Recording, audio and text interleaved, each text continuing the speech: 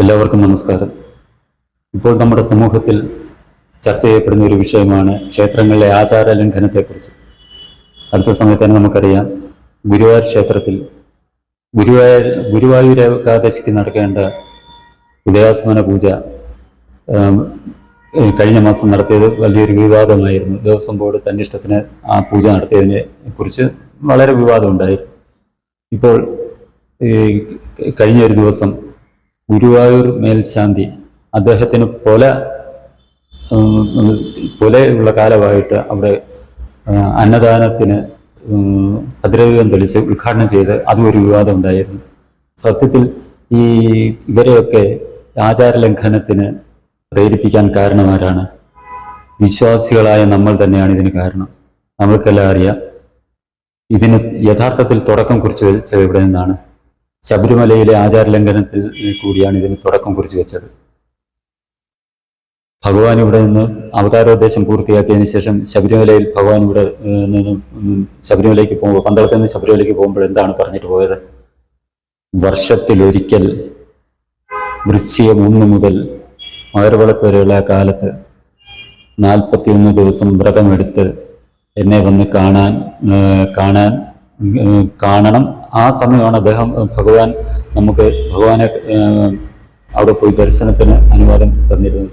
ബാക്കിയുള്ള ദിവസങ്ങളിൽ ഭഗവാൻ ധ്യാനത്തിലിരിക്കാനാണ് പോയത്, യോഗനിദ്രയിലിരിക്കാൻ പോയ ഭഗവാൻ. നമ്മൾ എന്താണ് ചെയ്യുന്നത്? ആദ്യം മാസത്തിൽ ഇത്ര ദിവസം തുറന്നങ്ങ് വെക്കാൻ തുടങ്ങി. നമ്മൾ തന്നെ ഇത് ആചാരത്തിന് ഭഗവാൻ നമ്മളോട് പറഞ്ഞിട്ട് പോയ ആചാരത്തിന് വിരുദ്ധമായിട്ട് ക്ഷേത്രം തുറന്നു വെക്കാൻ തുടങ്ങിയപ്പോൾ നമ്മൾ അതിനെ അനുകൂലിച്ചു. കാരണം എന്താണ്? നമുക്ക് നമ്മുടെ സൗകര്യം നോക്കി. അന്നേരം അവിടെ ആചാരം പാലിക്കണമെന്നും നമ്മൾ പറഞ്ഞില്ല. നമ്മൾ അതിനെ അനുകൂലിച്ചു. നമുക്ക് എപ്പോൾ വേണേലും പോകാമെന്നുള്ള നമ്മുടെ സൗകര്യത്തിന് നമ്മൾ അന്നേരം ആചാരങ്ങളെ മറന്നു. അതാണ് സത്യത്തിൽ ഈ ക്ഷേത്രങ്ങളിലെ ആചാര ലംഘനങ്ങൾക്ക് തുടക്കം കുറിച്ചത്. അതോടുകൂടി ബന്ധപ്പെട്ട അധികൃതർക്കും ഇതേപോലെ തന്ത്രിമാർക്കും ഒക്കെ ധൈര്യമായി എന്ത് ആചാര ലംഘനങ്ങൾ കാണിച്ചാലും ഇവിടെ വിശ്വാസികൾ അതിനെ അനുകൂലിച്ചുകൊള്ളും എന്നുള്ള ഒരു ധൈര്യം അവർക്കുണ്ടായി. ഇതിന് കാരണം നമ്മൾ തന്നെയാണ്. ആചാരങ്ങൾ എവിടെ നമ്മൾ ലംഘിക്കപ്പെട്ടാലും നമ്മുടെ സൗകര്യത്തിനാണ് ഇത് ആചാര ലംഘനം ഉണ്ടാകുന്നതെന്നുണ്ടെങ്കിൽ നമ്മൾ അതിനെ അനുകൂലിക്കുന്നു. അത് ശരിയാണോ എന്നുള്ളതാണ് ആദ്യം ഹിന്ദു സമൂഹം ചിന്തിക്കേണ്ടത്. സർക്കാർ ആചാര ലംഘനത്തിന് ഇത് ചെയ്യുന്നതിന് നമുക്ക് മനസ്സിലാക്കാം. എന്താണെന്ന് പറയാൻ, സർക്കാർ നോക്കുന്നത് അവർക്കൊരു വരുമാനം. ഇതെല്ലാം സർക്കാർ ക്ഷേത്രങ്ങളാണ്. ഇവര് പറയും, ഞങ്ങൾ ദേവസ്വം ബോർഡിൽ നിന്ന് വരുമാനം, അവിടെ നിന്ന് വരുന്ന കാണിക്കയിലെ പ്രസാദ വരുമാനമൊന്നും ഞങ്ങൾ കൊണ്ടുവന്നില്ല, സർക്കാർ എടുക്കുന്നില്ല എന്ന് പറയും. സാങ്കേതികമായിട്ട് അത് ശരിയാണ്. പക്ഷെ നിങ്ങൾ ആലോചിച്ച് നോക്കുക, ശബരിമലയിൽ സർക്കാർ ഡിപ്പാർട്ട്മെന്റുകൾ, പോലീസ് ആണേലും ആരോഗ്യവകുപ്പാണേലും ഇതുപോലെ ഇത് എല്ലാം അവിടെ സേവനം ചെയ്യുന്നുണ്ട്. അതിനെല്ലാം എന്താണ് ചെയ്യുന്നത്? ലക്ഷക്കണക്കിന് രൂപയാണ് അവർക്ക് സർക്കാർ ചെലവായത് ദേവസ്വം ബോർഡിൽ നിന്ന് ഈടാക്കുന്നത്. ദേവസ്വം തുറന്നു വെച്ചാൽ അതനുസരിച്ച് അവർക്ക് വരുമാനം ഉണ്ടാകും. അതുപോലെ തന്നെ നികുതി ഇനത്തിൽ എത്ര ലക്ഷങ്ങൾ, കോടികളാണ് അവർക്ക് ഓരോ വർഷം കിട്ടുന്നത്. ഈ സീസൺ കാലത്ത് ഭക്തർ പോകുന്നു, അവർ കച്ചവട സ്ഥാപനങ്ങളിൽ നിന്ന് സാധനങ്ങൾ മേടിക്കുന്നു. കൂടുതൽ സാധാരണ ഉണ്ടാകുന്നതിനെക്കാട്ടി കൂടുതൽ കച്ചവടം നടക്കുമ്പോൾ നികുതി വരുമാനം ആർക്കാണ് പോകുന്നത്? അത് സർക്കാരിനാണ് പോകുന്നത്. അപ്പൊ സർക്കാർ നോക്കുന്നത് അവർക്ക് വരുമാനം ഉണ്ടാക്കാൻ വേണ്ടി സർക്കാർ ക്ഷേത്രങ്ങൾ അവർ തോന്നിയ പോലെ അവർക്ക് ഇഷ്ടത്തിനനുസരിച്ച് അവിടെ ആചാര ലംഘനങ്ങൾ നടത്തും, തോന്നിയ പോലെ തുറന്നു വെക്കും. നമ്മൾ ആചാര സംരക്ഷകരെന്ന് പുറമേ പറയുന്ന നമ്മൾ തന്നെ എന്ത് ചെയ്യും? ഇതുപോലുള്ള ഈ ആചാര ലംഘനങ്ങളെ നമ്മുടെ സൗകര്യാർത്ഥം നമ്മൾ അതിനെ അനുകൂലിക്കും. അതാണ് ഈ ആചാര ലംഘനത്തിന് ഇവരെയെല്ലാം ധൈര്യം കൊടുക്കുന്നത്. അതേസമയം നമ്മളൊന്ന് ആലോചിച്ച് നോക്കുക, വർഷം തോറും നടക്കുന്ന ലോകത്തുനിന്ന് ലക്ഷക്കണക്കിന് കോടിക്കണക്കിന് ജനങ്ങൾ ചെയ്യുന്ന ഒരു കർമ്മമാണ് ഹജ്ജ് കർമ്മം. അവര് അന്ന് പണ്ട് പുരാതന കാലത്ത് എങ്ങനെ തുടങ്ങി വെച്ചോ അതുപോലെ അല്ലാതെ ആള് കൂടുന്നുണ്ട്, അതുകൊണ്ട് നമ്മൾ ഇതിന് മാറ്റം വരുത്തിയിട്ട് ഇതിന് സമയം കൂടുതൽ കൂട്ടിവെക്കുക എന്ന് പറഞ്ഞവരത് അതിന് മാറ്റം വരുത്തിയിട്ടുണ്ടോ? ഇല്ല. അവർ ആ ആചാരം അതുപോലെ തുടർന്നുകൊണ്ട് പോകുന്നു. അതേസമയം നമ്മൾ ഹിന്ദു സമൂഹവും ശബരിമല തുറന്നു വെച്ചു. ആദ്യം ഇതിനെ ആചാരം സംരക്ഷിക്കണമെന്നും പറഞ്ഞ് സമരം ചെയ്യുന്ന ആൾക്കാരാണ് ആദ്യം അവിടെ പോയി മാസം തൊഴിൽ വന്നാൽ മുന്നിൽ പോയി നിന്ന് തൊഴാൻ പോകുന്നത്. അപ്പോൾ ആത്മാർത്ഥതയോടാണോ നമ്മൾ ആചാരം സംരക്ഷിക്കണമെന്ന് പറയുന്നത്? അല്ല, നമ്മുടെ സൗകര്യത്തിന് ആണ്, നമ്മുടെ സൗകര്യം ഏതാണോ അതിനനുസൃതമായിട്ടാണ് നമ്മൾ ആചാരങ്ങൾ പാലിക്കണമെന്നും പറഞ്ഞിട്ട് സമൂഹത്തിൽ കടന്ന് സമരം ചെയ്യുന്നതും മറ്റ് പ്രശ്നങ്ങൾ ഉണ്ടാക്കുന്നതും പ്രതിഷേധിക്കുന്നതും. ഇത് ഒരിക്കലും ശരിയല്ല. ഇത് നമ്മൾ യഥാർത്ഥ വിശ്വാസികൾ അതിനെക്കുറിച്ച് ചിന്തിക്കണം. പണ്ട് കാലത്ത് ഏത് രീതിയിൽ ക്ഷേത്രങ്ങളിൽ ആചാരങ്ങൾ നടന്നു അതിനെ അണുവിട മാറ്റം വരുത്താതെ നമ്മളത് കൃത്യമായി പാലിച്ചു പോവുക. ഈ ശബരിമല തന്ത്രിമാരാണെന്നുണ്ട്, എന്തിനാണ് ഈ തന്ത്രിമാർ ഈ ശബരിമല ക്ഷേത്രം തുറന്നു വെക്കുന്ന ആ ദിവസങ്ങൾ മൊത്തത്തിൽ തന്ത്രിമാരെന്തിനാണ് ശബരിമലയിൽ പോയിരിക്കുന്നത്? തന്ത്രിമാരുടെ ചുമതലയാണ് നിത്യപൂജ നടത്തേണ്ടത്. മേൽശാന്തിമാരുടെ ഉത്തരവാദിത്തമാണ്, അവരുടെ ചുമതലയാണ്, അവരുടെ കടമയാണ് ദിവസമുള്ള പൂജകൾ നേതൃത്വം നൽകുക. തന്ത്രിമാർ വിശേഷ പൂജകൾക്ക് മാത്രമാണ് തന്ത്രിമാരുടെ ആവശ്യം വരുന്നുള്ളൂ.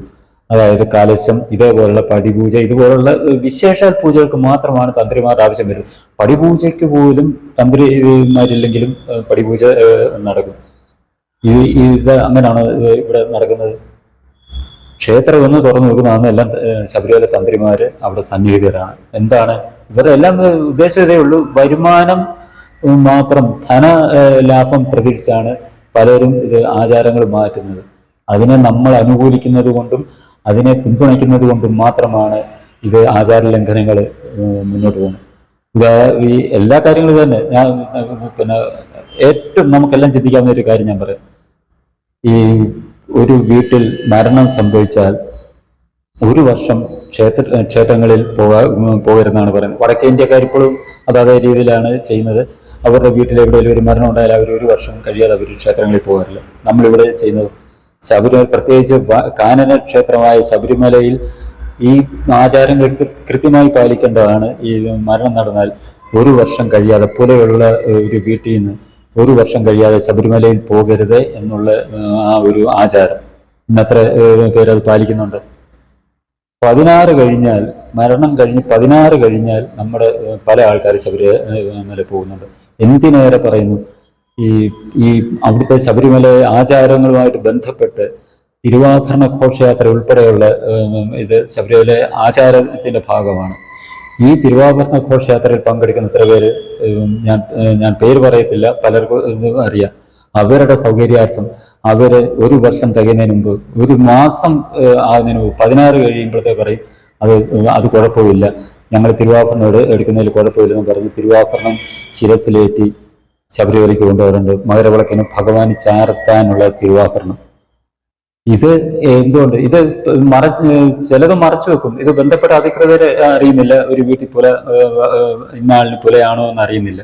അവരെന്ത് കൊടുക്കും? സ്ഥിരം കൊണ്ടുപോകുന്ന ആൾക്കാരെ ചുമതലപ്പെടുത്തും. പക്ഷേ ഈ പുലയുള്ളവര്, എനിക്കിങ്ങനെ പുലയുള്ളത് കൊണ്ട് എനിക്ക് ഈ വർഷം പറ്റത്തില്ല, അതുകൊണ്ട് ഞാൻ ഈ വർഷം എടുക്കുന്നില്ല എന്ന് പറയും, മാറി നിൽക്കത്തില്ല. എന്താണ് കാരണം? അവിടെ ആചാരം പാലിച്ചാൽ, ആചാരം സംരക്ഷിക്കണം എന്നുള്ള ചിന്തയിൽ മാറി നിൽക്കാൻ തയ്യാറാകാത്ത എന്തുകൊണ്ട് ആണെന്ന് വെച്ചാൽ, ഇപ്രാവശ്യം തിരുവാഭരണം എടുത്തില്ല, ചിലപ്പോൾ അടുത്ത പ്രാവശ്യം എനിക്ക് എൻ്റെ അവസരം നഷ്ടപ്പെട്ടാലോ എന്നുള്ള ഒരു ചിന്ത. അതേപോലെ തന്നെ ഇതിൽ നിന്ന് കിട്ടുന്ന വരുമാനം, ഇതിൽ നിന്ന് കിട്ടുന്ന പേര്, ഇതിൽ നിന്ന് കിട്ടുന്ന പ്രശസ്തി അത് കുറയും. അതുകൊണ്ട് ഞാനിത് എന്തിനാണ് ഈ ആചാരം പാലിക്കുന്നത്? പാലിക്കേണ്ട ആവശ്യമില്ല. അത് ആരറിയുന്നു എനിക്ക് ഇന്നപോലെ ഇതുണ്ടെന്നുള്ളത് ആരറിയുന്നു എന്നുള്ള ഒരു മനോഭാവത്തിൽ, ആ ഒരു ചിന്തയിൽ ഇത് മറച്ചു വെച്ചുകൊണ്ടാണ് ഈ ഭഗവാന്റെ ഈ പവിത്രമായ തിരുവാഭരണ ഘോഷയാത്രയിൽ തിരുവാഭരണ പേടകങ്ങൾ ശിരസിലേറ്റി പലരും പോകുന്നത്. അപ്പോൾ ഞാൻ ഈ പറഞ്ഞു വന്നത് എന്താണെന്ന് പറഞ്ഞു കഴിഞ്ഞാൽ, നമ്മൾ വിശ്വാസികൾ തന്നെയാണ് ആചാര ലംഘനങ്ങൾക്ക് ആദ്യം മുന്നിട്ട് നിൽക്കുന്നത്. ആചാര ലംഘനങ്ങളെ നമ്മുടെ സൗകര്യം എന്താണോ അതനുസരിച്ച് നമ്മൾ അതിനെ അനുകൂലിക്കുന്നത്. ഇതുകൊണ്ട് മാത്രമാണ് ക്ഷേത്രങ്ങളിലെ ആചാര ലംഘനങ്ങൾ നടത്താൻ സർക്കാരിനും അധികാരികൾക്കും ധൈര്യം കൊടുക്കുന്നത്. ആദ്യം നമ്മൾ എതിർക്കേണ്ടത് ഇത്തരം കാര്യങ്ങളാണ്. നമ്മൾ ഇതേപോലുള്ള സംഭവങ്ങൾ നമ്മളുടെ അറിയുന്നുണ്ടെന്നുണ്ടെങ്കിൽ നമ്മൾ അതിനെ എതിർക്കുക. നമ്മൾ പറയുക, അത് ചെയ്യുന്നത് തെറ്റാണ്, നിങ്ങൾ ആചാരം ലംഘിക്കാൻ പാടില്ല, നമ്മൾ ആചാരങ്ങൾ പാലിക്കണം. കർശനമായി നമ്മൾ ആചാരങ്ങൾ പാലിക്കണം എന്നുള്ള കാര്യം നമ്മൾ പറയണം. ശബരിമല കാര്യം തന്നെ പറയുന്നു. ഭഗവാൻ ഇവിടുന്ന് പോയപ്പം നേരത്തെ ഞാൻ പറഞ്ഞിരുന്നു, എന്നെ ഈ കാലയളവിൽ വന്ന് 41 ദിവസത്തെ വ്രതമെടുത്ത് എന്നെ ഈ പറഞ്ഞ കാലയളവിൽ മണ്ഡല മകരവിളക്ക് കാലയളവിൽ വന്ന് ദർശനം നടത്താമെന്ന് പറഞ്ഞ് പോയെടുത്താണ് നമ്മൾ മാസം തോറും അവിടെ ശബരിമല പോകുന്നത്. ഭഗവാൻ യോഗനിദ്രയിലിരിക്കാൻ പോകുന്നതാണ്. ഭഗവാൻ അവിടെ ഈ മാസം തോറും ഇങ്ങനെ പോയി ഭഗവാന്റെ ധ്യാനത്തെ മുടക്കമല്ലേ നമ്മൾ ചെയ്യുന്നത്. ആചാരം സംരക്ഷിക്കണമെന്ന് പറയുന്ന നമ്മൾ തന്നെയാണ് അവിടെ പോയിട്ട് ഭഗവാൻ എന്തുദ്ദേശത്തിനാണോ ശബരിമല പോയത്, അവിടെ ധ്യാനത്തിരിക്കാൻ പോയിരിക്കുന്ന ഭഗവാന്റെ ധ്യാനത്തെ നമ്മൾ മുടക്കുകയാണ് അവിടെ ചെയ്യുന്നത്. അതേപോലെ തന്നെ ഇനിയിപ്പം ഈ ക്ഷേത്രം തുറന്നു വെക്കുന്ന സമയം തന്നെ ഇപ്പം എത്ര മണിക്കൂർ ക്ഷേത്രം അടച്ചിടുന്നുണ്ട്. ഭഗവാന്റെ ഈ പറയുന്ന കാര്യങ്ങൾ എന്തെങ്കിലും നടക്കുന്നുണ്ടോ? ഭഗവാന്റെ ധ്യാനം നടക്കുന്നുണ്ടോ? ഒന്നും നടക്കുന്നില്ല. ഇതിനെ ഒക്കെ നമ്മൾ അനുകൂലിച്ചിട്ടാണ് ഈ ആചാര ലംഘനങ്ങൾക്ക് ബന്ധപ്പെട്ടവർക്ക് ധൈര്യം കൊടുക്കുന്നത്. ആദ്യം ഇത് ആചാരങ്ങൾ പാലിക്കാൻ നമ്മൾ തയ്യാറാകുക. നമ്മൾ അതിന് വിശ്വാസികളും ഭക്തരും അതിന് തയ്യാറായാൽ അധികാരികൾ ഈ ആചാരം ലംഘിക്കാൻ ധൈര്യപ്പെടുകയില്ല. അല്ലാതെ നമ്മൾ ഇതിനെ അനുകൂലിച്ചുകൊണ്ട് നമ്മുടെ സൗകര്യത്തിനുള്ള ആചാര ലംഘനങ്ങളെ അനുകൂലിച്ചുകൊണ്ട് നമ്മൾ ഇതിനെതിരെ അധികാരികൾ നടത്തുന്ന ആചാര ലംഘനങ്ങൾക്കെതിരെ പ്രതിഷേധിക്കുന്നതിൽ എന്ത് ധാർമ്മികത, എന്ത് ആത്മാർത്ഥത, എന്ത് ഈശ്വരവിശ്വാസം? ഇതൊന്നും ഈശ്വരവിശ്വാസമല്ല. ഈശ്വരവിശ്വാസം യഥാർത്ഥ ഈശ്വരവിശ്വാസമാണെങ്കിൽ എല്ലാത്തരം ആചാരങ്ങളും പാലിക്കാൻ ആദ്യം നമ്മൾ തയ്യാറാകണം. നമ്മൾ ആ ആചാരങ്ങൾ പാലിക്കാൻ തയ്യാറായിട്ട് വേണം ആചാര ലംഘനങ്ങൾക്കെതിരെ നമ്മൾ പ്രതിഷേധിക്കാനും അതിനെതിരെ പോരാടാനും. ഇല്ലെങ്കിൽ ഇതിന് പരാജയം സുനിശ്ചിതമാണ്. ആചാര ലംഘനങ്ങൾ ഇങ്ങനെ തുടർന്ന് പോയിക്കൊണ്ടേയിരിക്കും. കുറെ നാൾ കഴിയുമ്പോൾ അത് ആചാരമായിട്ട് വരും. നമ്മളിപ്പോൾ ദുരാചാരം എന്ന് പറയുന്ന പല കാര്യങ്ങളും ആചാരമായിട്ട് വരും. നമ്മളതിനെ പിന്തുടർന്നു പോകും. അതിൻ്റെ ഭവിഷ്യത്ത് നമുക്കും അടുത്ത തലമുറയ്ക്കും നമ്മുടെ സമൂഹത്തിനും നാടിനും ഉണ്ടാകും. അത് അനുഭവിക്കുക എന്നുള്ളത് മാത്രമാണ് നമ്മൾക്ക് ചെയ്യാൻ കഴിയുക. ഇത് വരാതെ കൃത്യമായി ആചാരങ്ങളെ പാലിച്ചുകൊണ്ട് സർക്കാരിൻ്റെ വരുമാനം അവർ നോക്കട്ടെ. അവർക്ക് പല മാർഗങ്ങളുണ്ടല്ലോ. നമ്മൾ അവർക്ക് വരുമാനം കൂട്ടി കൊടുക്കാനുള്ള ഒരു കാര്യവും നമ്മൾ ചെയ്യേണ്ട ആവശ്യമില്ല. അവർ സ്വയം കണ്ടെത്തുക. അത്ര മാത്രം നമ്മൾ വിചാരിച്ച് കൃത്യമായി നമ്മൾ ആചാരങ്ങൾ പാലിക്കാൻ തുടങ്ങിയാൽ ഒരു ആചാര ലംഘനങ്ങൾ ഒരു ക്ഷേത്രങ്ങളിലും നടക്കുകയില്ല. അത് നടത്താൻ ബന്ധപ്പെട്ടവർ ധൈര്യപ്പെടുകയില്ല, തയ്യാറാവുകയില്ല. ഇത്ര മാത്രമാണ് ഈ ഒരു കാര്യത്തെക്കുറിച്ച് എനിക്ക് വിശ്വാസികളായ ഭക്തരായ യഥാർത്ഥ വിശ്വാസികളായ നിങ്ങളോട് പറയാനുള്ളത്. കൃത്യമായി നമ്മൾ അറിഞ്ഞു വരുന്ന ആചാരങ്ങൾ നമ്മൾ പാലിച്ച് മുന്നോട്ട് പോവുക. എന്തു വന്നാലും നമ്മളെ ആചാരങ്ങൾ തന്നെ വിചാരിക്കുക. ശബരിമല എല്ലാ മാസവും തുറന്നു വെക്കുന്നു, ഞാൻ പോകുന്നില്ല. ഭഗവാൻ ഇവിടുന്ന് പോയപ്പോൾ എന്താണോ ഭഗവാൻ നമ്മളോട് അരുളി ചെയ്തത്, ഞാൻ അതനുസരിച്ച് ശബരിമല പോവുകയുള്ളൂ, ആ കാലയളവിൽ ഞാൻ ശബരിമല പോവുകയുള്ളൂ എന്ന് നമ്മൾ തീരുമാനിച്ചാൽ മാറാവുന്നതേയുള്ളൂ ഈ ആചാര ലംഘനങ്ങൾ എല്ലാം തന്നെ. എല്ലാവർക്കും ശുഭദിനം ആശംസിക്കുന്നു.